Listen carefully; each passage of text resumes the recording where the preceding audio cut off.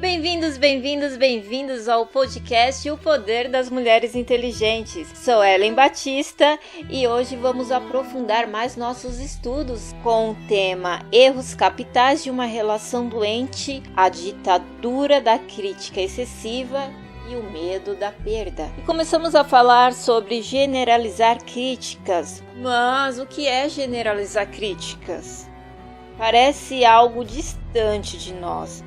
Talvez você não saiba do que estou falando, mas dificilmente não caia nesse erro. Infelizmente, pais, mães, irmãos, amantes, professores, executivos perdem sua elegância quando tentam corrigir alguém usando generalizações. Generalizar críticas é usar palavras e frases radicais e apelativas com o objetivo de obter resultados imediatos ou pressionar alguém para jamais cometer os mesmos erros. Dizer, por exemplo, você não tem jeito. Simples frase, não é? Mas é cortante, amigo ou amiga. Como é possível dizer que alguém não tem jeito? A pessoa não é uma pedra imutável. Proferir sentenças sem abrir uma fresta para a conquista da liberdade sequestra quem corrigimos em uma masmorra. Consequentemente, ele se tornará mais impenetrável. Pais e professores jamais deveriam usar generalizações radicais. Imagina alguém dizendo a você sempre erra.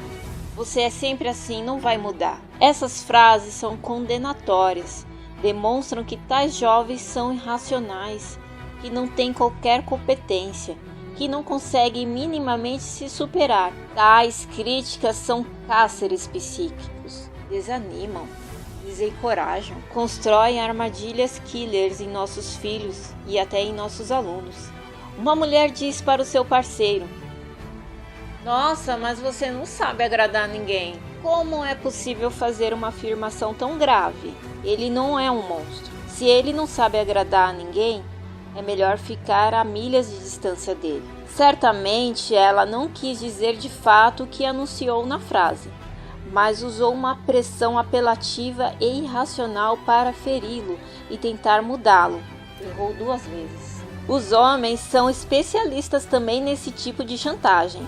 Talvez até muito mais que as mulheres. Quem usa as palavras sempre, toda vez, jamais, não, nunca, para corrigir ou apontar os erros de alguém, está apto para ser um falso juiz e não um educador. Um verdadeiro juiz age com equidade e não com radicalismo. Por mais erros que uma pessoa cometa, em alguns momentos ela acerta.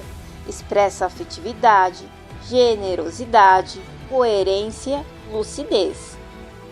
Esses momentos devem ser celebrados para plantarmos janelas light, que estimulam o desenvolvimento da afetividade e da racionalidade. Lembra dos nossos estudos anteriores sobre janelas da memória, as janelas lights e as janelas killers? Se você não lembra, então escute nosso podcast anterior, vou disponibilizar no card. Amigo, amiga, quando você corrige, planta janelas que libertam ou aprisionam.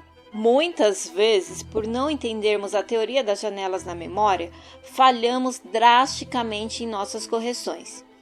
Primeiro, queremos conquistar o território da razão, para depois conquistar o território da emoção. Ou seja, primeiro criticamos para depois sermos afetivos. Tal técnica é débil e ineficiente. Deveria ser o contrário. Primeiro precisamos conquistar o território da emoção, valorizar quem vamos corrigir, exaltá-lo, para desse modo tirá-lo das fronteiras de uma janela killer. Depois o corrigimos com generosidade, sem radicalismo ou advérbios apelativos. Se usarmos críticas radicais, devemos imediatamente pedir desculpa. Por exemplo, desculpe-me, exagerei nas palavras. Você não erra sempre. Perdoa-me por dizer que você não tem jeito. Você errou agora, mas tem capacidade para superar no futuro. Assim, nossos erros ganharão elegância, tornam-se mais educativos. Mas alguém pode perguntar: Pais podem pedir desculpas aos seus filhos? Professores podem reconhecer seus erros para os seus alunos? Mulheres podem achar que exageraram com seus parceiros? Podem e devem. Os erros dos outros jamais deveriam ser justificados aos nossos. Além disso, pedir desculpas quando enxergamos pode produzir um choque pedagógico positivo que leva a quem amamos a entender que a maturidade psíquica não está no falhar, mas em usar os erros para crescer. Se os erros de alguém são inaceitáveis, devemos tomar atitudes e, se necessário, até procurar ajuda médica. Há homens que têm compulsão para gastar, embora alguns sejam bons para ganhar. Constroem dívidas constantes e transformam a vida familiar num oceano de insegurança. Perdas, violências, humilhação pública, fracassos, rejeição sempre foram fontes de conflitos psíquicos. Mas na atualidade, o estresse financeiro tem sido uma das mais penetrantes causas. Quem quiser ter saúde emocional nesta sociedade altamente consumista, tem que cuidar da saúde do seu bolso. Uma mulher inteligente sabe que romances duradouros são cultivados nos solos da gentileza, lança com paciência suas raízes nas crises e colhe com perseverança no futuro. Desde que não asfixie seus princípios, uma mulher inteligente deveria estar sempre aberta para começar um novo capítulo em sua história com quem ama. Amigo, amiga, é possível viver com pessoas difíceis e ser feliz, desde que não tenhamos obsessão em querer mudá-las. Não tenha necessidade neurótica de mudar as pessoas. Não exige o que os outros não podem dar ou que não querem dar. Uma mulher inteligente também sabe que não há amor sem acidentes, nem relações sem tempestades. São capazes de escrever os melhores capítulos de seus romances, nos momentos mais difíceis de sua existência. E se você gostou desse episódio, curta e compartilhe e fiquem ligados no próximo episódio.